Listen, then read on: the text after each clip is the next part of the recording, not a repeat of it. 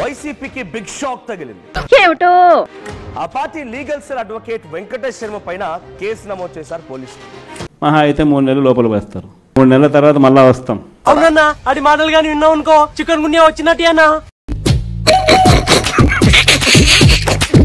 విడాకుల కోసం వచ్చినటువంటి మహిళపై వెంకటేష్ అసభ్యంగా ప్రవర్తించాడట.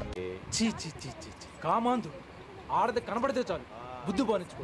వెంకటేష్ తీరుతో పోలీసుని ఆశ్రయించింది ఆ బాధితురాలు పార్వతి. బుద్ధుందా నీకు?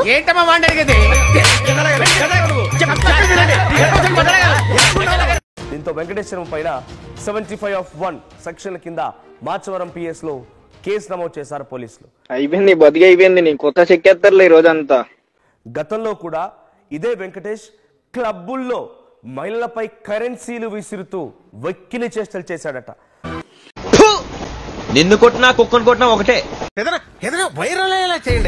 సోషల్ మీడియాలో ఇప్పుడు ఆ వీడియోలు కూడా వైరల్ అవుతూ ఉన్నాయి. జనరల్ గా చెప్పాను రా, నేను సీరియస్ గా తీసుకున్నాను.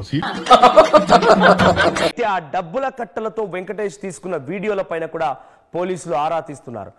ట్రైన్ లో అంత బిల్డప్ ఇచ్చావు బతుకు తెరువు కోసం సార్. నువ్వు వేసే యాశాలకి చేసే పళ్ళకైనా సంబంధం ఉందేంట్రా? అసలే సార్, మా అమ్మ కూడా అదే అంటది.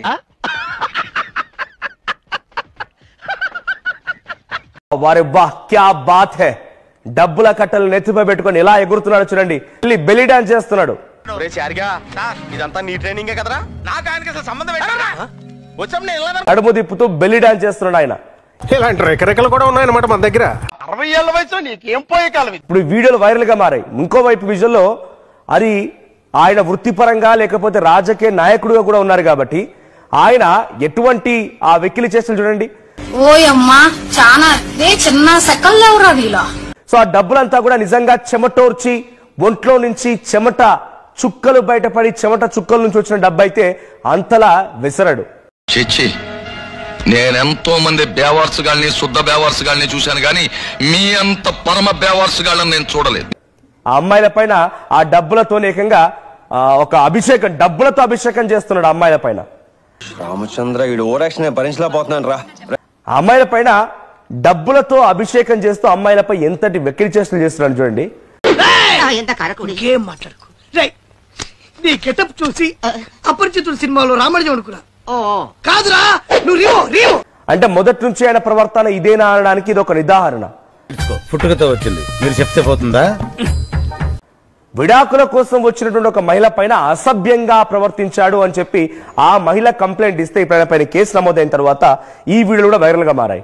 నన్ను అవలగానే చేయడంలా నువ్వు ఒక సాడిస్టిక్ సంతృప్తి పొందుతున్నావు, నాకు అర్థమైంది. ఓకే, అట్లనే కానిద్దాము, నో ప్రాబ్లం. ఆ డబ్బుల కట్టల్ని ఒంటిపై ఎలా పెట్టుకున్నాడు చూడండి. మీరు రైట్ సైడ్ విజువల్ గమనించండి. చూడండి సార్, చూడండి. చూస్తున్నా 1 2 ఆ డబ్బుల కట్టలు, తర్వాత ఇంకోటి వచ్చింది బయటికి 3 అన్ని సీల్ కవర్లను తీస్తున్నాడు. 4 చెప్పరా, తర్వాత ఇంకో కట్ట 5, అప్పటికి 5 6. సో 6 తలపై పెట్టుకున్నాడు. పక్కన 1.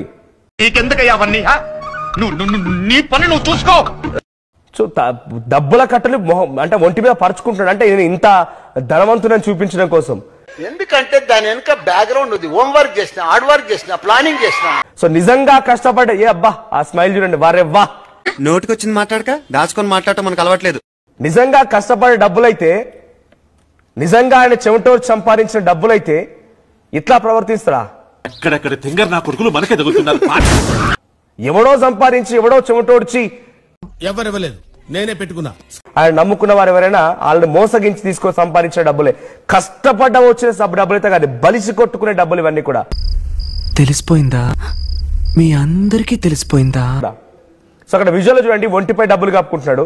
తర్వాత అమ్మాయి పైన ఎట్లా డబ్బులతో మళ్ళీ వీడియోలు తీయమని ఎట్లా అభిషేకం చేస్తున్నాడు. అదైతే నేను ఖండిస్తానా. అంటే ఏంటి ఖండిస్తాను అంతే.